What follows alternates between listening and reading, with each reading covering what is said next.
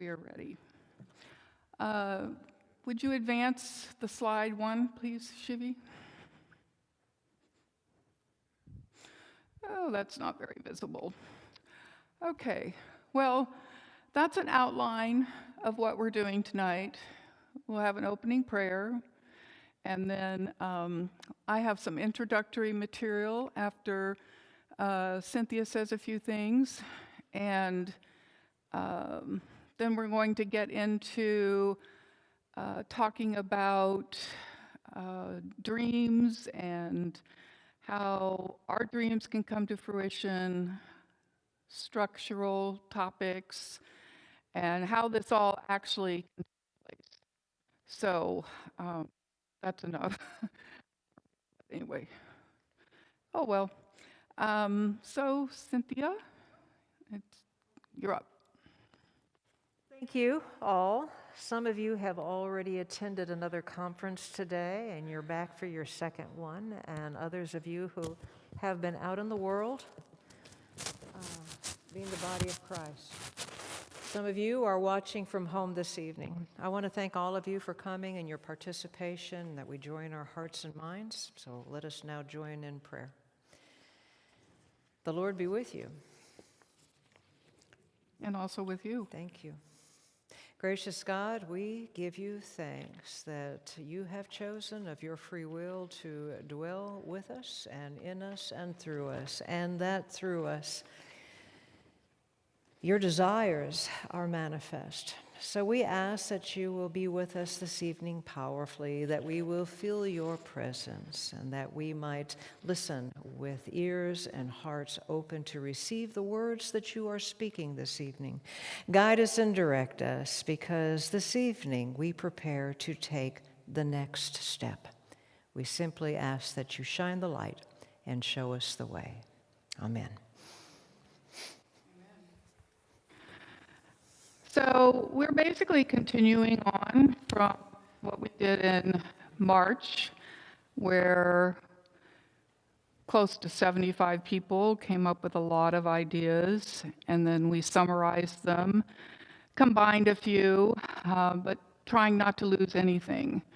And we've sent it out, sent that lengthy list out a couple of times. If you need one to refer to that has everything on it, we have about 15 copies in the back if you need it during this evening. The goal is to take that list after we talk a little bit more about how we go forward and see what you all might have a dream to participate in, and then we'll take it from there. I'm going to show the same list, but on boards across the pews, that when we get ready to do it, you'll be able to come up and look at them. Nobody has to make a commitment to anything tonight, but it's hopefully going to get you engaged in the process, and maybe even more new ideas. I've left space on the versions that'll be posted up here to add additional items, one of which I just heard today. And also question and answers at any time. It's conversational, and if you have comments, if you have thoughts or things that relate to what we're doing, this isn't the Cynthia and Allison show.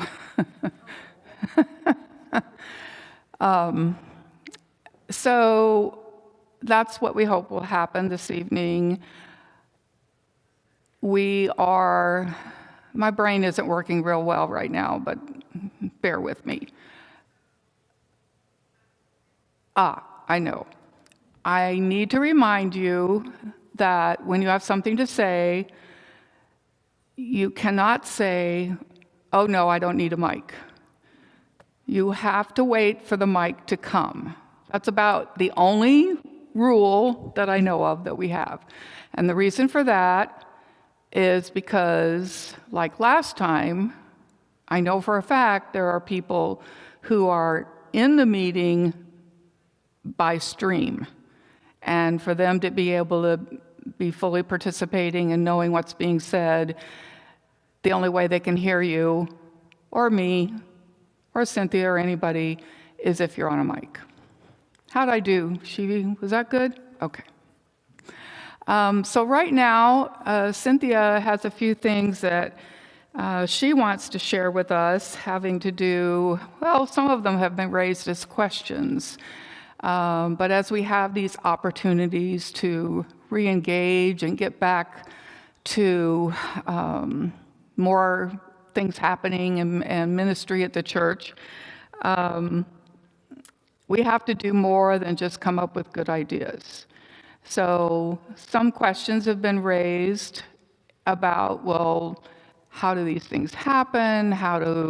What's the structure? Who do I get permission from? Et cetera, et cetera. So she is going to talk with us a little bit about all of those things. Right, in just a few minutes, I'm going to talk about all of those things because we have so many other things to do. I'm so glad that you made a point of mentioning that this is a conversation. This is a conversation. This is very much a dialogue. And it's very much a dialogue that is not over tonight, but will continue on.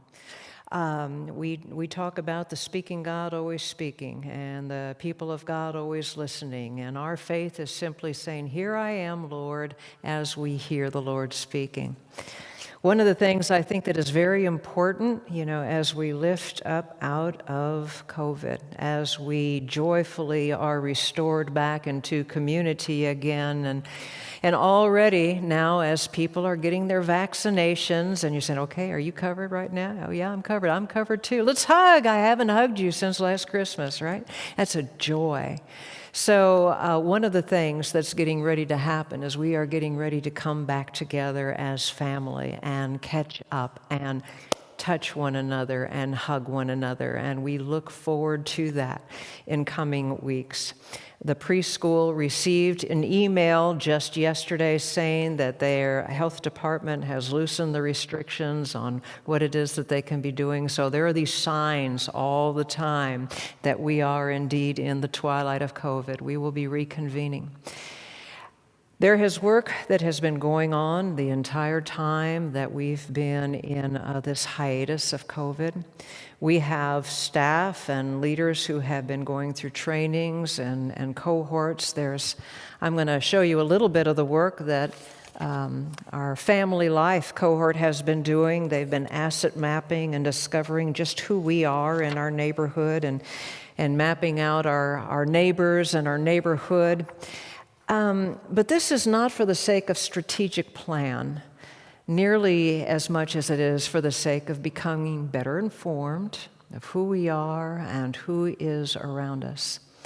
I do not want anybody ever to feel compelled to do something they do not feel called to do. But what I do want us to do as a community of faith, as a family of faith, as a church, is be preparing ourselves to say, "Yes, Lord, I do hear, and I will go," or "I will do." We simply are called to say yes to the things that God speaks to us to do. So how is that going to work in this family as we are church here? A lot of work has been done at Universal City United Methodist Church. One of the things I've had a chance to do in this hiatus is read through files. And I have done quite a lot of reading over the course of the months that I have been here. And I have a pretty good grip, I think, of the history of recent years. And I know that you all have been making surveys, doing interviews and surveying one another. I know that you have been out in the neighborhood and knocking on doors. There's a lot of very good work that has already been done. So now, as we take a deep breath and get ready to pick up and move forward, not the way things were, but in the new things, and the way things will become, is to take that good information that has made us so much smarter than we used to be about who we are and who our neighbors are, and figure out how it is that we will be the church in this neighborhood where we have chosen to stay. So, if God is speaking to your hearts and minds, and there is something that stirs in you, something that you want to do, what we want to do is enable and empower you for saying, "Yes, Lord, here I am." We have a structure where we have a governance board, and they offer stability and support for the work of the church. We have the SPRC, which is very involved in staffing and policy manuals and creating that kind of structural support. We have finance and all of the things that go on in the world of finance and all of the things that does to offer support. And then we have the campus, we have the trustees, and the facilities, and our facilities are fabulous. They offer support for the work of the church. We have a pastor and we have staff, and the work of the staff is not to be doing ministry, although we do ministry because we are part of the body, but it is to be facilitating. And if somebody says, "I have on my heart this thing that I want to do, but I really don't want to be compelled to have to write a letter for the newsletter, something, and I'm just not comfortable with that, I don't want to do that." Well, then that's when the staff comes in and says, "Well, let's talk. Let's just talk. Talk to me for about 15 minutes about this thing is that you're wanting to do, and I'll write that up for you." You see, that's now the support is coming. The staff is now coming in to support those who feel called to do ministry. And if you can imagine a tree, there's no perfect metaphor, but trees are living, and I do like thinking of us as a living body, as an organism. We've got this structure where we're branching out, and all the beautiful people, all the faces, the people of Christ's family are out in the world doing as they are called to do, praying with one another, crocheting baby blankets and giving them away, whatever it is, whatever that yes looks like.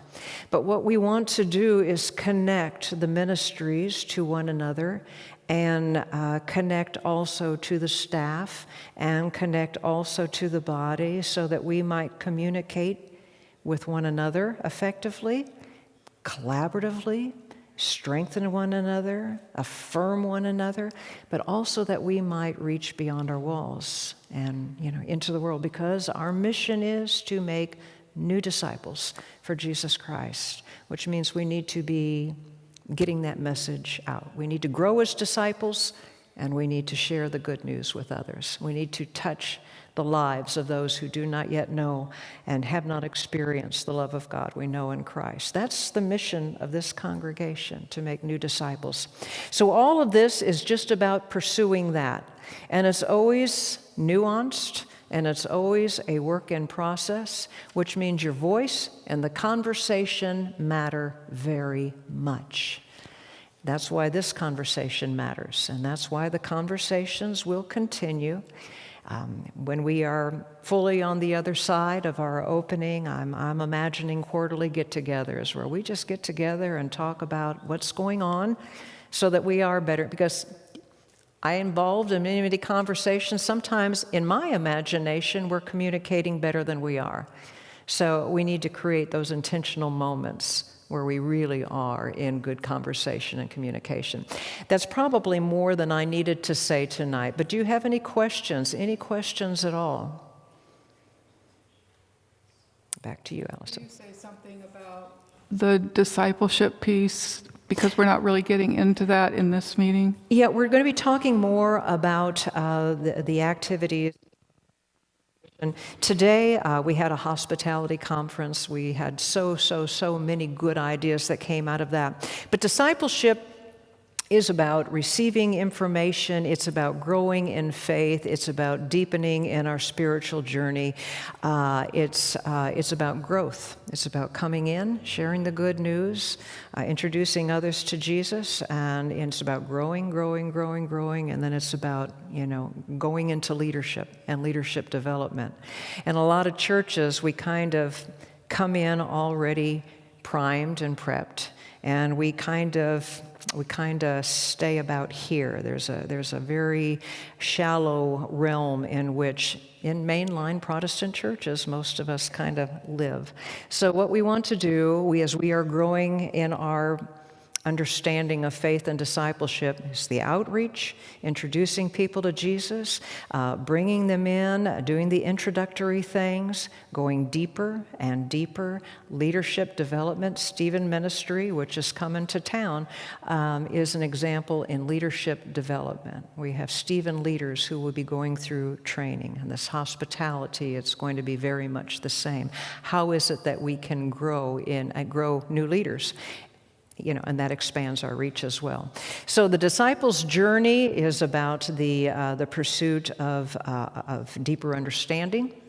It's about growth spiritually, and it's about becoming stronger as a faith family. Yeah, okay. I misspoke by saying that's not part of this. There are several of those aspects that were incorporated in the ideas that emerged in our last session.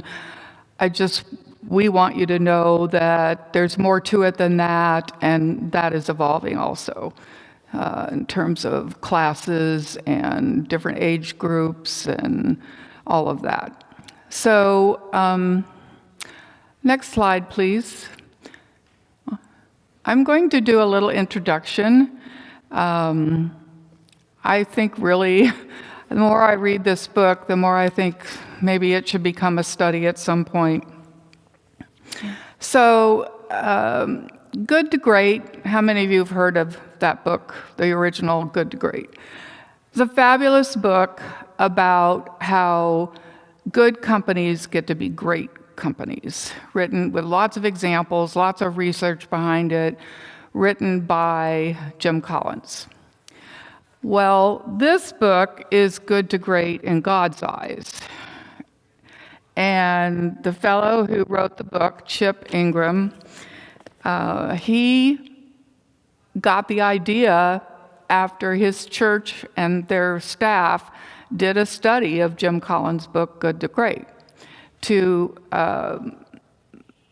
do something with that topic, but in the sense of what does it mean for the church? So I was just going to give you a little introduction specifically about his part on dreaming great dreams. Chip Ingram was a pastor in Santa Cruz, California, grew a fairly small church, had some radio ministry and did well with it. But over time, he felt the call and the dream to do something else. And to make a long story short, eventually, in 1996, and I believe he still is doing this today, he became the head person, whatever that's called, executive director of Walk Through the Bible Ministries. Has anybody ever heard of that organization? You should raise your hand. Bob, I mean. It's actually a program for churches and ministries. We attended Walk Through the Bible as a program in overview of the whole Bible in a weekend, and got all these resources, and it was a great orientation, overview of the Bible. That was many, many years ago. I don't even think Chip Ingram was with them at that point. But they're still going strong, and it's a great organization. And so this book, he shares some of what he's learned over the years about dreams and how to be great for God, and those kinds of things. So we'll listen to a little excerpt, about a 2-minute video.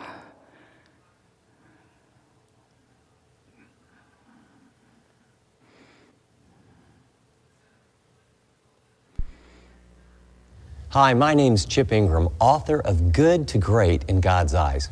It's a Baker book, and it's published by the Baker Publishing Group.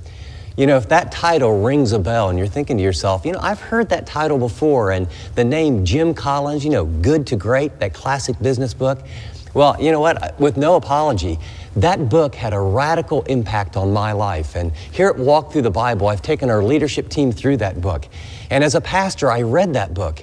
And what I learned was there are certain practices that great businesses use. I mean, there's practices that made them great. And one night I remember sitting next to the fire, and I couldn't sleep, and I'd been reading that book, and what caught me was the paradigm. It was the thought that there are certain habitual practices that we as individuals have, and we all have them, that turn good people into great people. And then I thought to myself, you know, we all want to be great. I mean, I want to be a great dad. I want to be a great husband, and I've longed to be a great pastor. I mean, I don't want to be an average dad, but even to say that out loud felt kind of uncomfortable. And then I began to pray and think, and over about a 2.5 year process, I began to study the scriptures and look in the rearview mirror of my life and the greatest Christians I've met. And I said, what are their practices? And I learned that great Christians think great thoughts. Great Christians pray great prayers. They dream great dreams. They take great risks. They empower great people. And I came up over a period of time, and I began to teach them and then get feedback and learn and grow and see how they would help people. And God gave me a package, if you will, to put 10 practices that great Christians have in common. And these have been helpful for executives, housewives, and I even did it with a high school group. And what I found is people want strong, biblical, relevant, practical ways, whether you're a baby Christian or an adolescent Christian, or whether you're a mature Christian, you say to yourself, you know, everyone around me thinks I'm making great progress, but am I really great in God's eyes? This is a paradigm, a practical set of tools that wherever you're at will take you from where you're at to the next level. They're biblical, they're sound, and to be honest with you, I look back, I've practiced about 9 out of 10 of these for the past 25 years, and I'm still in process. But I look at the men and the women that have shaped my life, the men and women that shape Scripture, and I'm going to come to the end of my life, and I'm going to stand before the judgment seat of Christ. And it really won't matter what other people thought of me. It's going to matter what Jesus thinks of me. These 10 practical principles are absolutely critical. And you can do them in a small group, you can do them with a mentor, and you can start right where you're at. And God will help you learn to pray great prayers. He'll help you learn to dream great dreams, to empower great people, to literally make great sacrifices, and take these practical steps to see God work in your life like never before. I think you'll enjoy the book, and I think God will use it in a significant way, the way He has in my life. So that's a little overview. We can go to the next slide. Okay, so he talks about the 10 practices that great Christians have in common, and those make up the chapters in his book. So think great thoughts, read great books, pursue great people, dream great dreams, and that's what we're going to focus on tonight. Prayers, those are the first 5. Next slide, please. Sorry. And then the 5 are take great risks, make great sacrifices, enjoy great moments, empower great people, and develop great habits. Those are the practices. Next slide, please.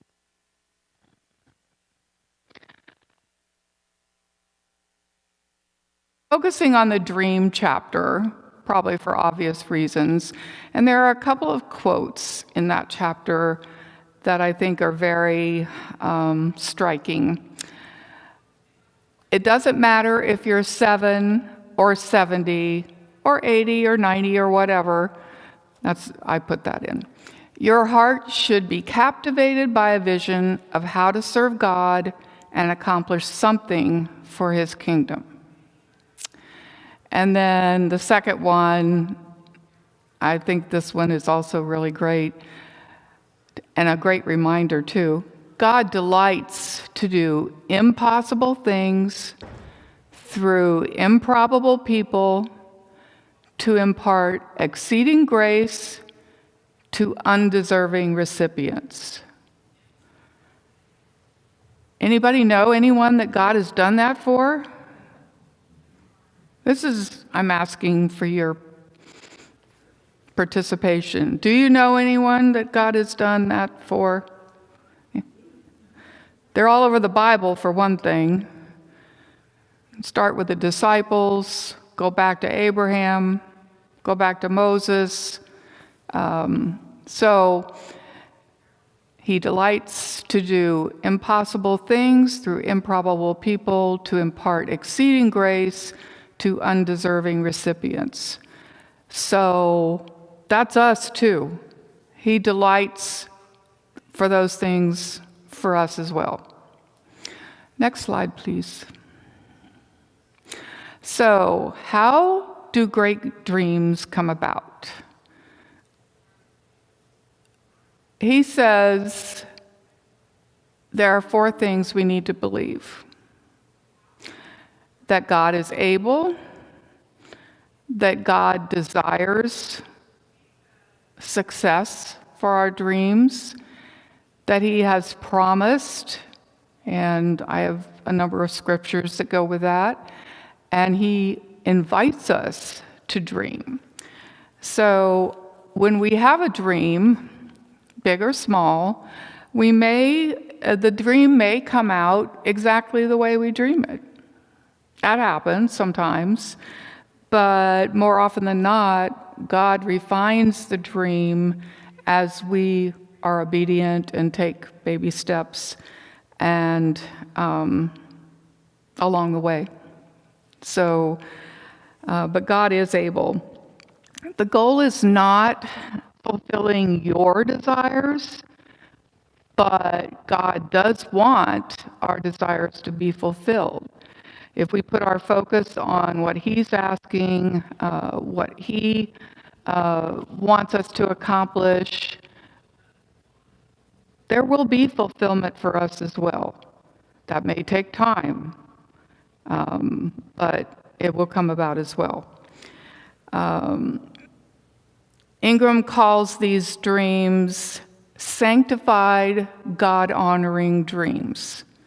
Now, obviously, we know that there are people who have had big dreams for ill purposes, and somehow were able to accomplish them.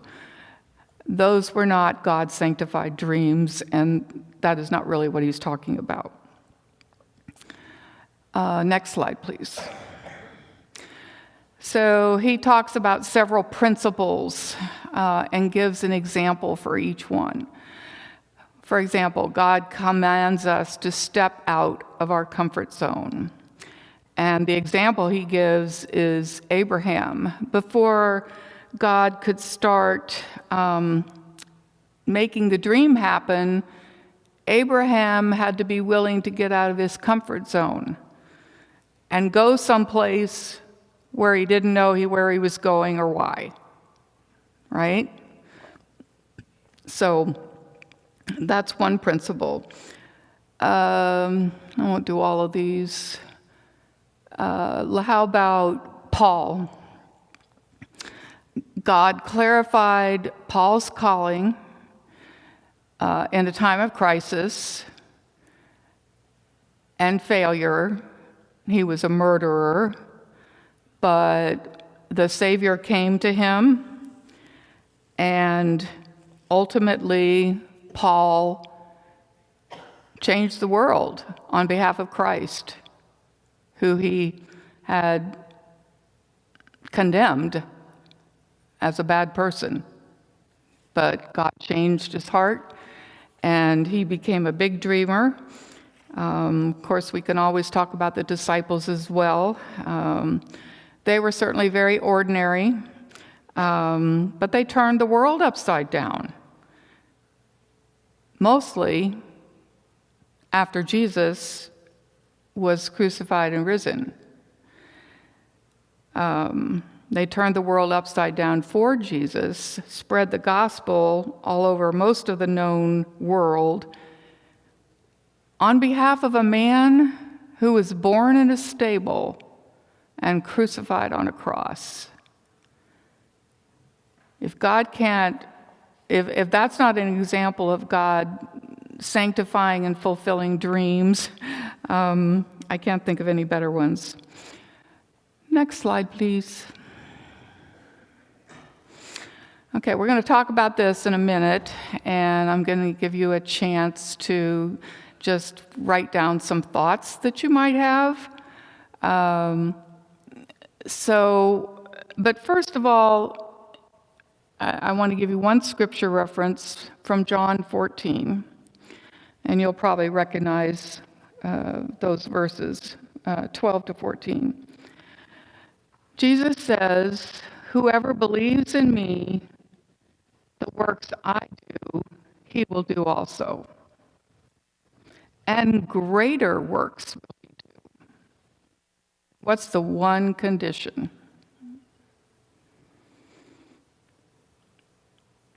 It says it a little later in the chapter, actually chapter 15, that we believe and abide in him.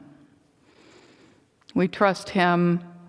That doesn't mean we don't work with other people, but we look to God to guide us in our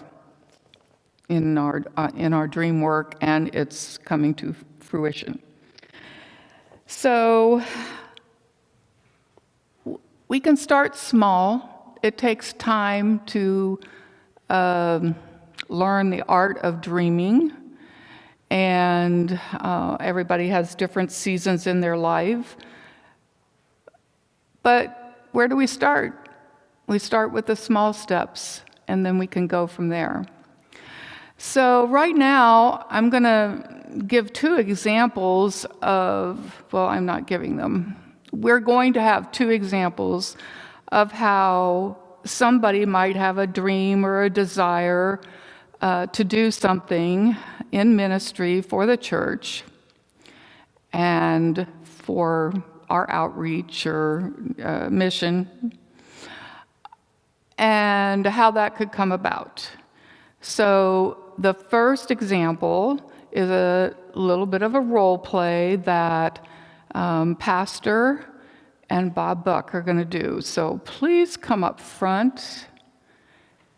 And can we get Bob a microphone? Thank you.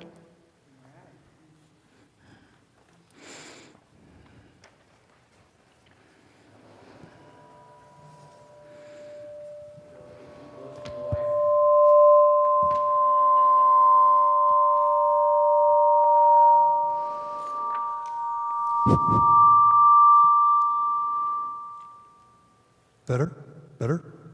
Can you hear me? Mm-hmm. Okay. Pastor, I think I would like to be part of a small group that does basic home repairs for people in the church neighborhood or other members of the congregation. Well, that's great, Bob. Tell me more. Well, I think I have some skills in this area, and since I've retired and I'm really bored with my life, I think it's time for, me to do something to help some other people. Do I need to have to be on the trustees in order to do this? I just want a few others to join me and do the repairs. I don't want to be on a ministry team and go to meetings. No, you do not have to be a member of the trustees. You do not need to go to their meetings to say yes to this mission and ministry.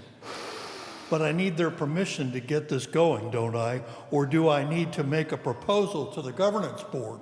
Neither one. There might be a few exceptions, but we're already a permission-giving church.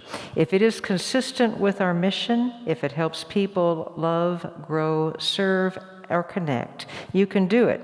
We would just ask that you connect through our staff, through ministry leads, and that will help to communicate and keep you in connection with what we're doing here. It also allows us to help you as you enter into your vision. Gee, since I'm a member of the staff, I guess I got it made then, huh? Are there any funds that are going to be needed for this? Well, we have different pools, Bob, that we can go to. But the main thing we're going to do is figure it out. You are in connection. That is the nature of who we are. We want to help you say yes to God. We want to help you repair the houses and the homes of our neighbors and our congregants. So you bring your vision to us, and we start brainstorming and figuring out how it is that we will move forward in this. Cool, and I don't have to join the trustees, right? You do not have to good, join the okay. trustees, although you're missing a golden I've been there opportunity. and done that. I've been there and done that. That sounds good. I'll get in touch with some folks and get people to sign up on the list with ideas. If there's any other people out there who might be interested in working with me, please come see me. Yeah, thanks, Bob.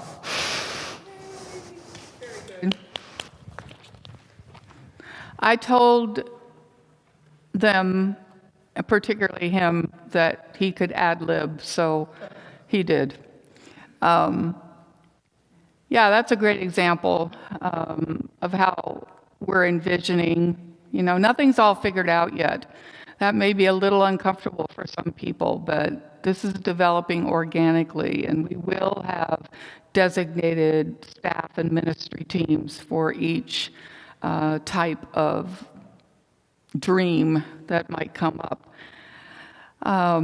But that's one way that something can happen. Ingram actually gives a very similar example in the book of someone who has a Down syndrome child, and there are no programs in the area, and she wants somebody to do something. And so she ends up doing what they do in their church.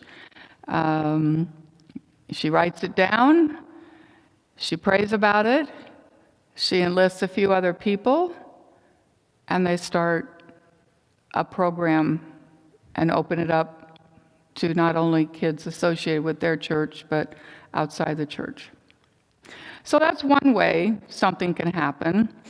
Another way is if you know or you've heard, hey, I know they need someone to do something like fill in to mow the lawn occasionally, or proofread the newsletter, or any number of things. And even if you haven't heard anybody ask for that, if it's a skill and a gift or a talent that you're willing to share, we have started a little list so that, not to say next week it's going to be needed, but when or if it is needed, you will be on the list, and we know already some people to call on without just making a blanket appeal. So we've done a lot with Myers-Briggs already here, but that's one of the things I've done that I'm certified in. And so maybe I would put down that, if the church staff or preschool staff, I've done it for them too, if they want to do that and learn from that for their organization and themselves individually, then that's something that I can help with. So I'm sure there's something.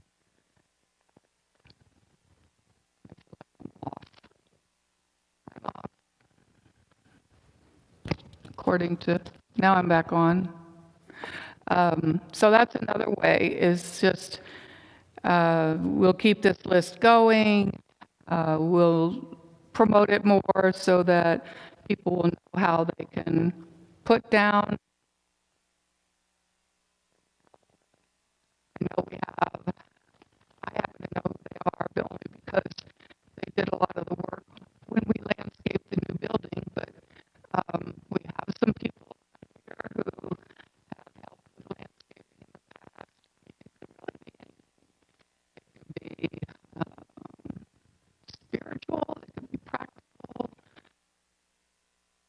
you know? So that's another way, and I'm putting the list up tonight. We'll have pens.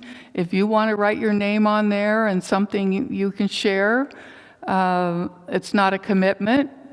It's not saying we need it right away, but then we'll have a record of it, and we'll keep doing that. Okay, another way, and there's probably others as well, but another way is, for an example,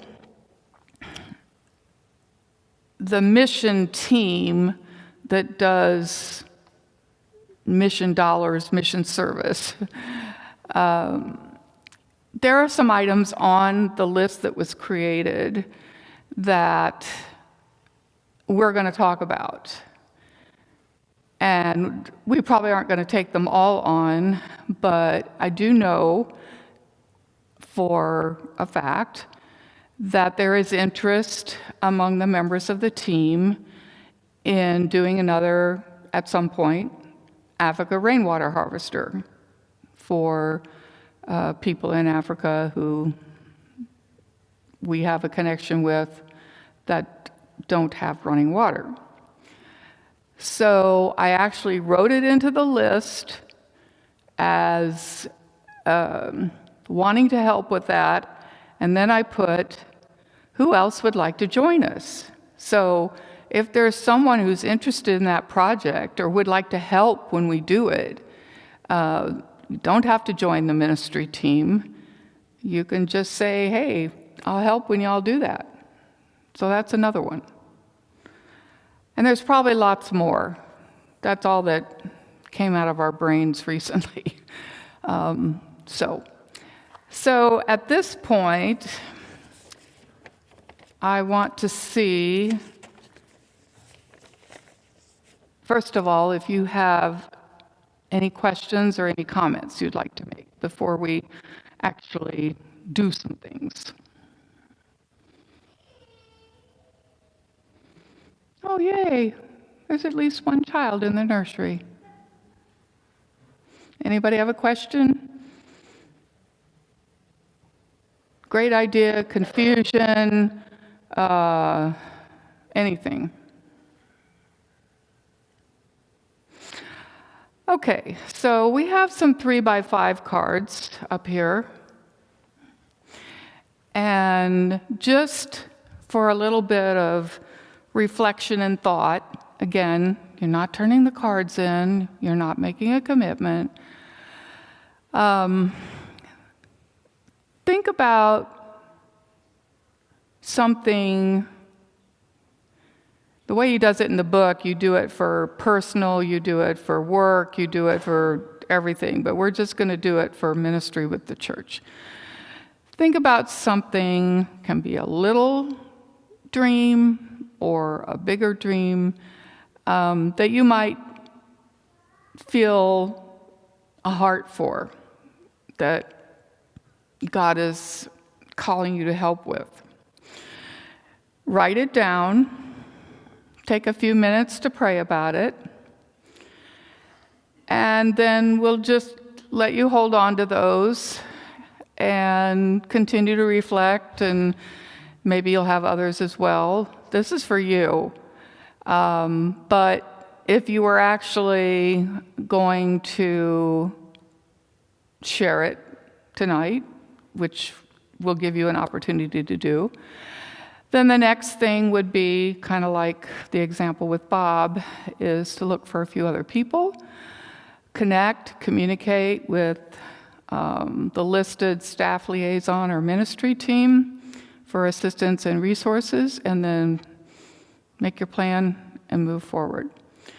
So what we're going to do is this little personal reflection, and then I've taken the whole list and made little boards out of each page so that you can come up and look at everything that's on there. And there's a place, we don't have the staff and ministry team liaisons written in.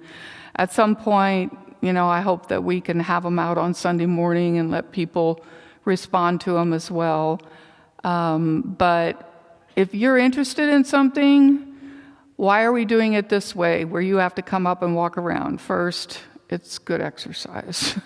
Second, it gets you talking to other people, and it also, if you're all writing on the same sheet, you know other people that are interested in the same things you are. So there's going to be 9 to walk around and look at, and if you don't feel like writing on any of them tonight, that's okay. But we hope that some of you will put your name down as being interested in something. Are all of these things going to have somebody take them, like in the next 6 months or a year? I don't like to guarantee anything, but my guess would be no. Nor would that be good, to try and do everything at once. But the things that really speak to people's hearts, that they may have heard other people talking about, that they see how it welcomes our neighbors or provides outreach in our community, those kinds of things, the ones that really resonate will rise to the top. Did you want to add anything, Cynthia? I don't think so. There's a facilitator I like a lot, and when she's talking to communities, she asked 2 questions, and she asked them because very often we talk ourselves out of our big dreams. Yep. And the 2 questions she asked them first is, if you had a magic wand, what one thing would you do? What one thing would you change? If you had a magic wand. And then the next question she asks is, if you had a couple of people who would go with you or who would help, what would you do? So maybe that helps as you think about dreaming dreams and what it is that you might be interested in doing. And maybe you're already doing it. But maybe there are ways that you can imagine that work that you are already doing might evolve. So let's put that out there also. Thank you.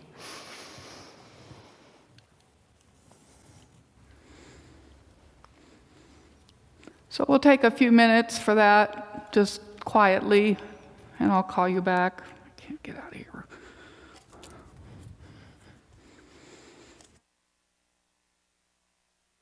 Oh, what do you think, about 7 minutes? I put some cards up. You don't have to be finished with this. Just hold on to it and continue to pray and think about it and think about what we're doing here. We'd like to have a little conversation at this point. If anybody wants to share what is on their heart as a dream, you're welcome to do that.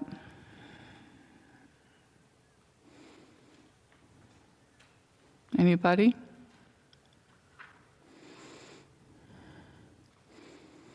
Yes, Rick.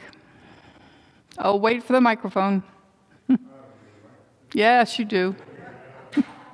Nice try.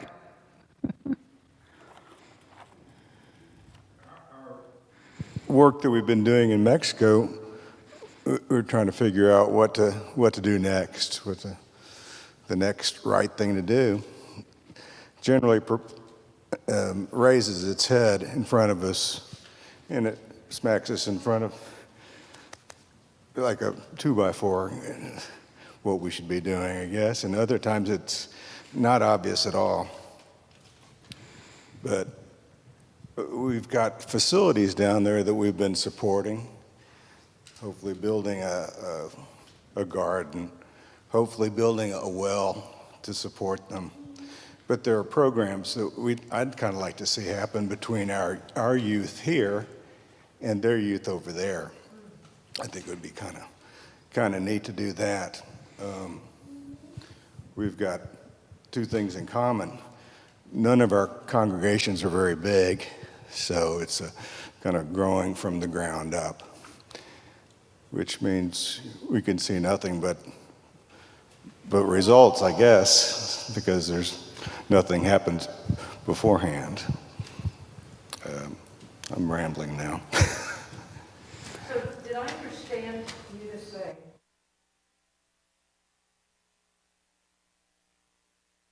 Garden and with the well, you are curious about the possibilities of having the youth who are in Mexico. Is that correct? Yes, they've got a congregation there at our little church, Adonai, Iglesias Adonai, and there's a couple dozen kids that are in the congregation. Mm-hmm. And then you're that thinking are of age that can be directed, perhaps. About the age of our kids. Okay. A nice little range, but very small. It's a small group, so they're looking for things, I think, to do.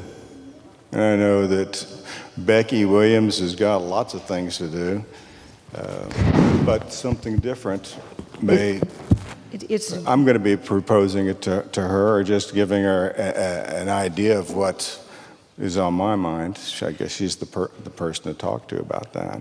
Okay, and this is, yes, so you're thinking already in terms of talking to Becky Williams, who's in charge Yes. of our youth, and then we would want to come in around that, and because we're now talking an international mission, if we're talking, just south of the border, but it still becomes international with Mexico, and then our youth from San Antonio, and I think that's filled with exciting possibilities, and I think that the conference would be very interested in working with that also. So this is an example of the idea coming out, and then we talk about it out loud, and then we say, how can we get behind, how can we resource this, how can we make this possible?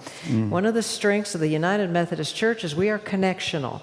So not just connected here in our house, but we are connected, through a conference, which has thought quite a lot about the very kind of thing you're thinking about. So thank you for bringing that up. Let's not let it drop. Let's keep the conversation rolling, and let's see what will manifest. Thank you.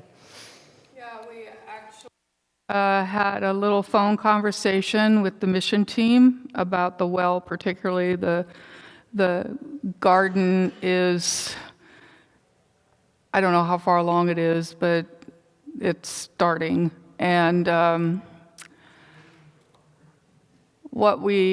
it may not be enough, but we're going to start with May Mission of the Month will be for the well for them.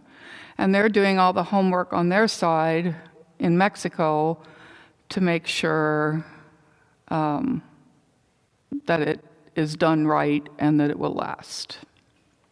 So, great, thank you. This one was given to me to read.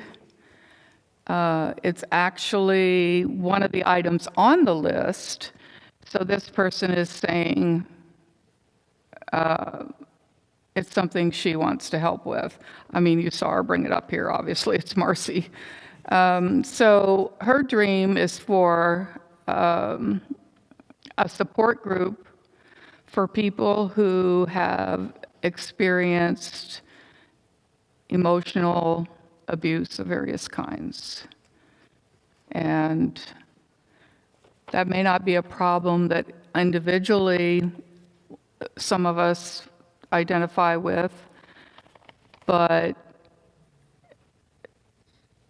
that's probably a need.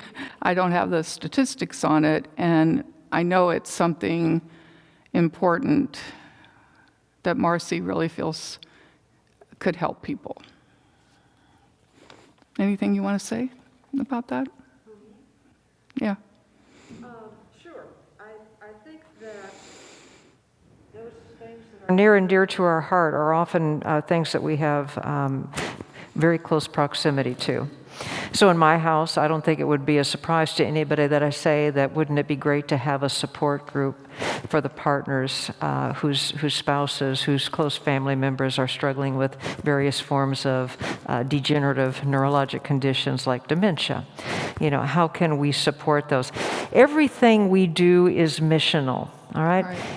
Everything that we do is missional. There's a doorway, there is a window, and there are people who are yearning, who are yearning just as we wonder and yearn also for support, encouragement. Support groups were one of the very large categories of suggestions that emerged out of our last time together. Yeah.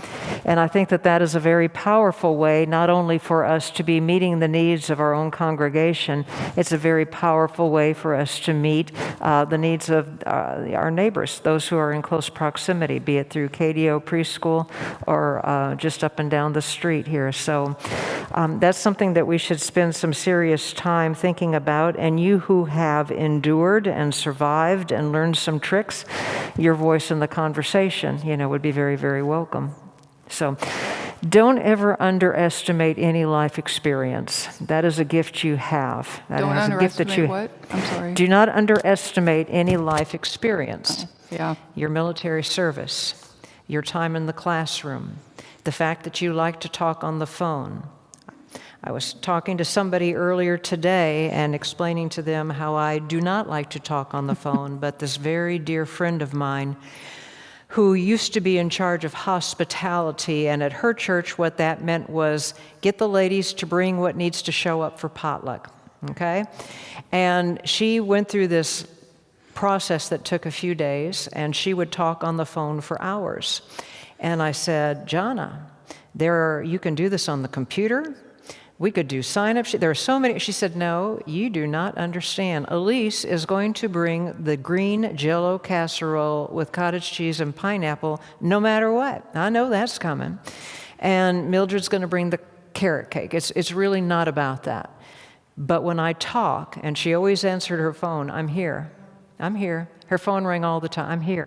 She loved to talk to her ladies, she called them, and her ladies desired deeply to have Jana's ear. That was her ministry, right? She was a lifeline for a lot of people, a lot of women who were very alone in the world otherwise. So maybe you think, I don't really have anything or I don't have time, but that is an example of somebody who's was able to give a handful of hours, on occasion or once a month, was absolutely the presence of Christ in the life of others. We don't think of it that way very often. So please, think about what your joy is, what you enjoy, and what you've learned from life, and how that might be life-saving and life-giving for someone else. That's mission. One of the people on Facebook brought up a widows group. A what? Widows group, Widows group? which would be a widow or Widows widowers group, yeah. I think that's on our list, and so if that person wants to help with it, we can put our name on it, or maybe someone will pick that one up. So, anyone else right now? Anita.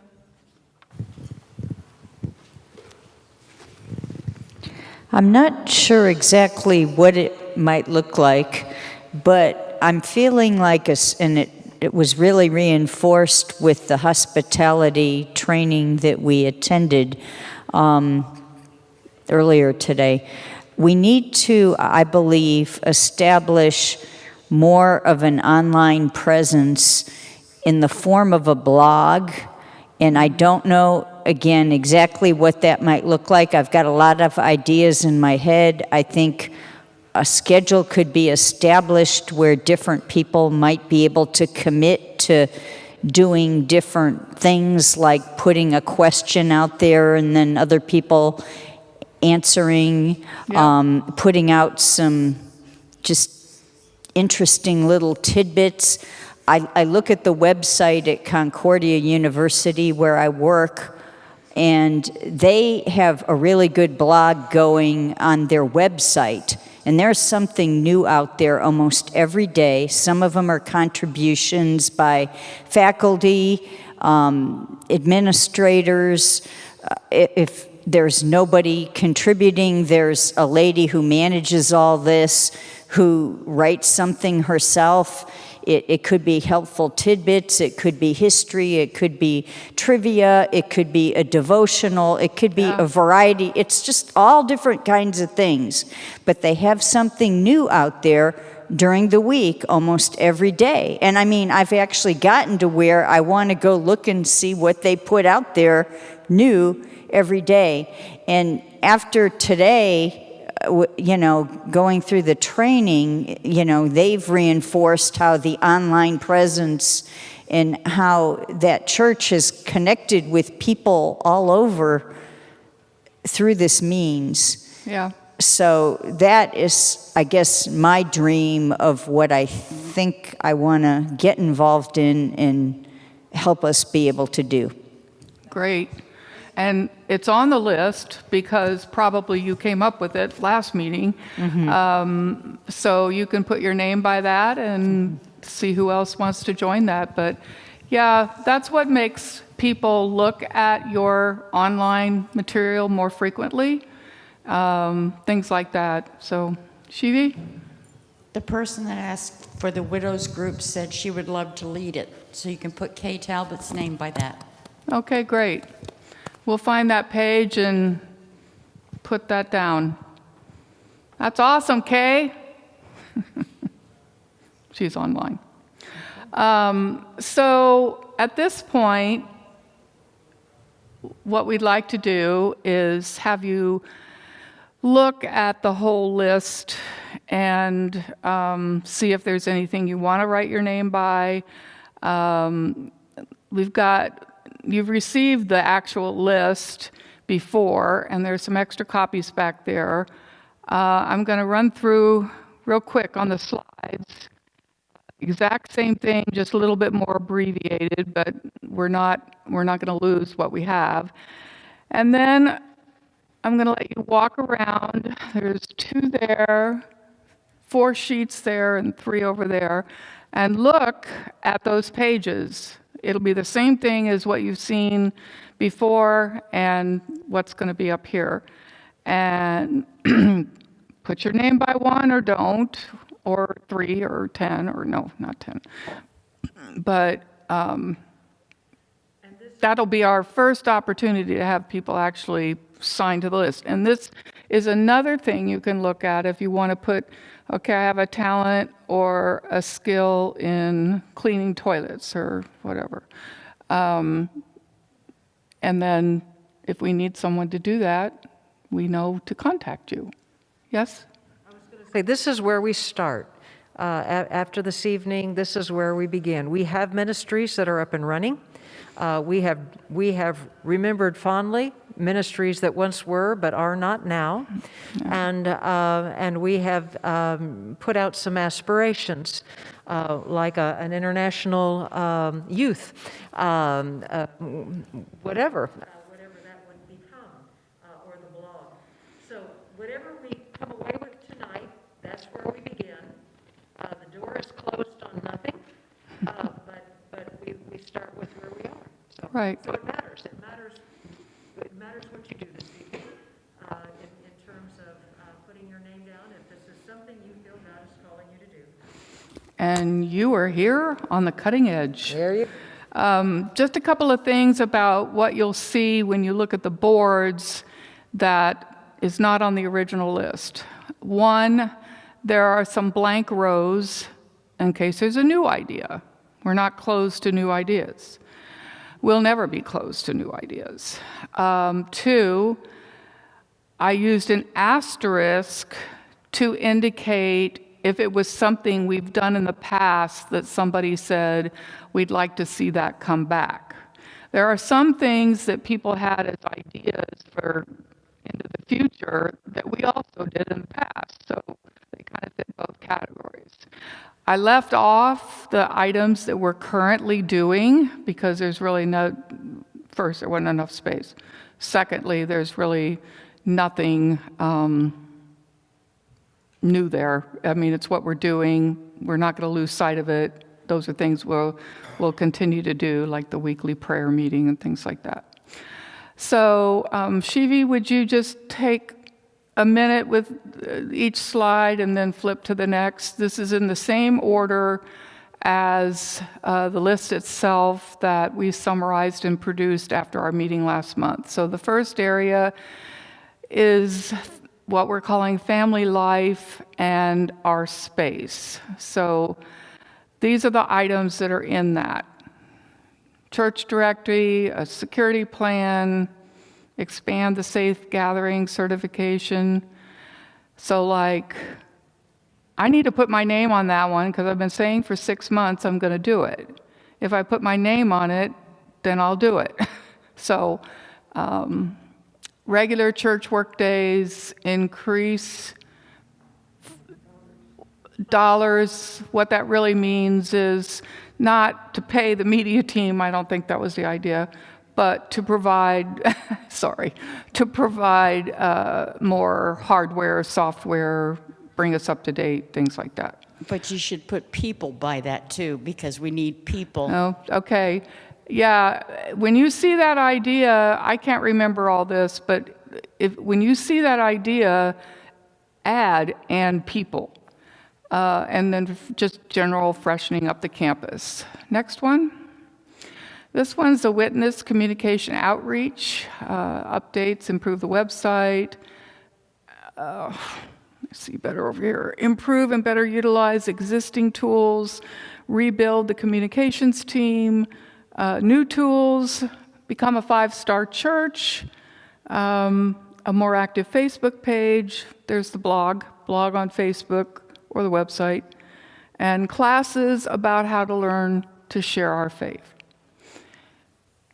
And the categories are just helpful to put things somewhere. It doesn't mean that it has to stay there. Lighting the path, fellowship and community. I have 2 areas, invitation and welcome, welcome bags. This is and follow up with both visitors and or guests and new members. And that's definitely something we have done in the past. Hospitality and connection, Wednesday night. Some of these things kind of go together and can be combined, but I didn't want to lose anything. Family night, third day cafe, something like midweek manna, for a family devotion, whatever night that is, Wednesday. Classes, the church picnic. A lot of people brought up suppers for 8. I don't know when the last time was that we did that, but people really did like it. And a gospel sing or potluck. Next, please. This is more hospitality and connection. Next, please. Outreach. This area at all age levels is one of our biggest. And all of these ideas were produced, if not by you personally, then by somebody else that attended that meeting last month or called us later or spoke to me afterwards or whatever. That's how they got on the list. We didn't make them up. After school care, programs for children, Fiesta Bible Camp, which we did in the past, Scouts, an evening Bible program. This is all related to children. Singing at schools, the Rose Garden mentoring, tutoring on Zoom, some kind of a summer program. The idea was to do something once a week. And Wednesday night homework help.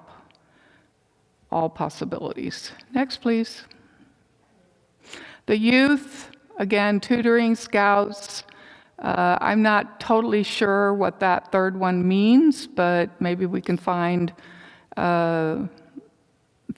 out who put that one, youth outreach on campus. Young adults, I should have put a star by that too, because we at one time had a college age group.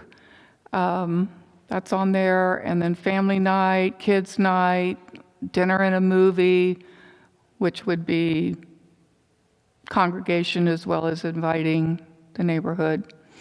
Next, please. Holy moly. Outreach. This is just general, all those things. More local community, missions, service, and dollars, and that's where the rainwater harvester is. A volunteer workforce to cut grass for the neighbors, national night out in the neighborhood, a community prayer board where people in the neighborhood could leave prayer requests, a 24/7 library extension box like they have over by the dog park, an emergency food bank, exercise classes, Christmas shoe boxes for the homeless, and Operation Christmas Child, which we have done in the past, and at least that portion, Missions does want to do that this year. Game night, book clubs, and host various community events. Week of the Young Child, Christmas carol singing, pumpkin patch, which we did for 10 years in the past, and the live nativity. Next, please. Is there more? These are the support groups that were named. That's what Cynthia meant. Grief support, divorce, marriage enrichment, support groups for, you can read it better than me, dementia support, singles. I don't think specifically widows is on that list. So we can add it. Unless it's part of grief. Oh, yeah, that could be a grief support group. Widows, and widowers, or whatever the person is interested in. Is there more? That's the last, I think. Health and well-being, again, I guess exercise classes got duplicated. Work with Methodist Healthcare. This may be a moot point for right now, but it could come back around when we all have to start having yearly boosters. Work with Methodist Healthcare Ministry to actually be a COVID vaccination site. As far as sites other than stores in Universal City, I don't know of any. Shirts, the city has one. So that was an idea. And then if not that, then transporting people, which we have done some of that already. The care ministries raise funds for meals and books for those that need care. And then the Stephen Ministry program, which is in the works.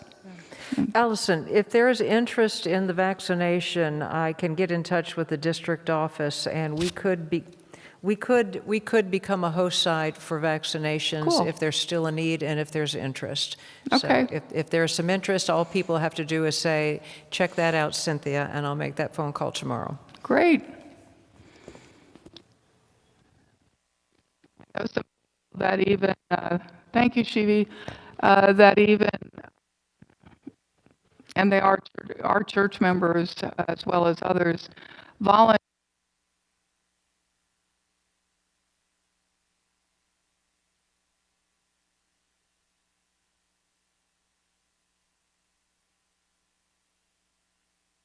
Yes. I've been away for quite a while. Can you take your mask off so we can hear you? Okay. Thank you. Yeah, I've been away for quite a while, and I came back, I saw this big plan, and I get to listen to tonight. It's overwhelming. We have so many, I don't know how many, if we look at each plans in each field, there's a whole lot of things. So here I am, I'm coming back to see where's God? Mm-hmm. Where's God in all this, we have in our heart and in our mind? And where that God would like us to start with. that we can actually focus on what God's heart has to start with, because this is a whole lot of, I don't think we can do it right now with all those that we have put in the plan. We don't have enough people, not just that, but we don't have enough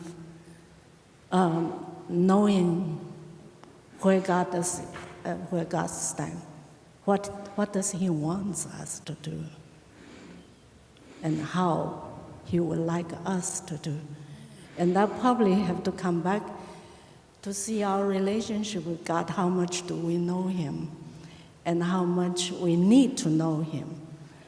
And how much we have to also work out in our own spiritual life. So basically, whatever we wanted to do, the foundation is who we are, how we are, and where is God, what is His plan. So I think maybe where I am now is very much on strengthening each one of our spiritual journey. So we can really see the center and the key of whatever we want to do has to do with God's intention in our life, in our situation. We can be very good on all these programs. We can do it, we have the desire, but we miss that connection with God, where He is. And maybe that's where I am. And I would like to focus on that, I think, in order to put it in a balance. It's not just we rush and go forward to do all those very technical, very details, and it's a lot of demand. Each program I can see a lot of needs, and we can't really hold them together.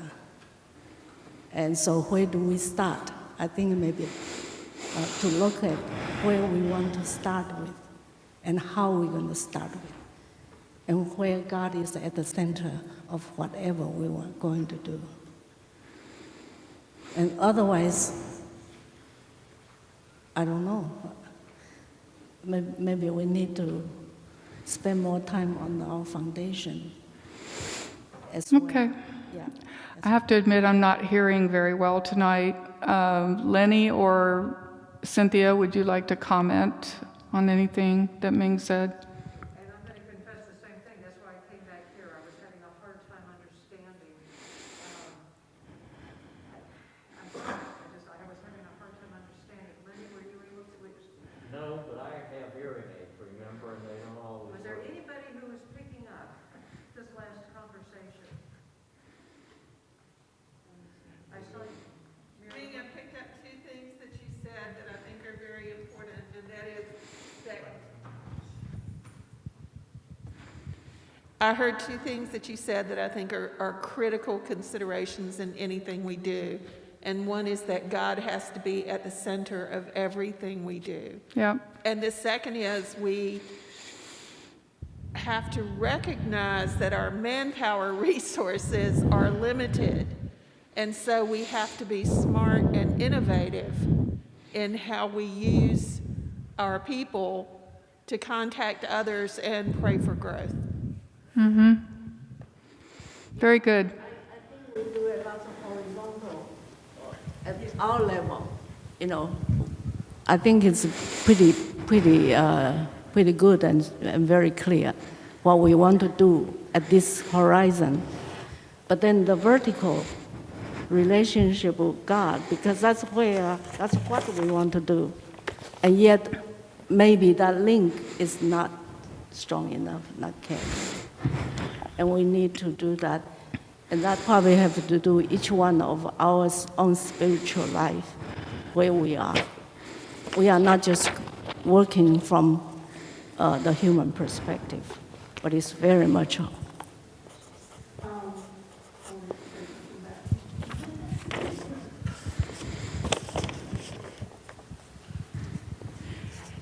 I don't know if you had a chance to watch the hospitality workshop earlier. I didn't get to be at all of it. But the session that I was at this morning talked about the very simple message of love your neighbor. Love your neighbor. Love God with your whole heart and soul, and love your neighbor. And the church that sponsored the workshop had done a lot with that. I think that central message is what grounds all of it vertically and horizontally if we're doing it right. So, I think you bring up good points, and thank you. Thank you, Mary Ellen. At this point, well, one thing I want to say that he mentions in the book is that our dreams are not too big for God. We sometimes talk ourselves out of them or decide it's too unusual or too hard, and some things, the time is not right. So not everything we come up with is necessarily going to find a path forward right at that moment. But we do have to think bigger, dream bigger, pray bigger. God in the center, definitely, of everything. And not just depend on our own abilities. That this is a community, we want to invite more into the community, and it's going to evolve. It's not finished. It's barely beginning. Well, we've been doing things for years, but we're generating something new at this point. So I've reviewed them. You've seen a list, maybe multiple times. At this point, I'd like you to walk around and look at those individual pages. There's 3 boards over there, 4 boards here, and 2 more there. And there's a pen with each one. And if you like colorful, there's markers instead if you want to sign your name to something. You don't have to, but it's a good opportunity to get up and, gather around one of them, maybe a few people at a time, and you may end up in a good conversation. And after we do that, we're going to pretty much end for tonight. There's only so much you can do in one night. So before we do that, does anybody have any comments or further questions?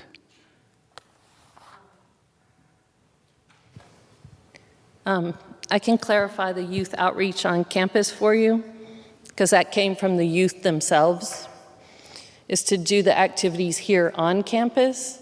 It's fun to go somewhere once a month, but they want like a weekly here on campus, then the neighborhood kids could come in. Oh, okay. That's what they mean by the youth outreach on campus. Thank you. But that came from the kids. We can write that up so it clarifies, and that's good. That came from the kids? Okay, thank you. Great. And then there's list up here too. So go on a walk, folks.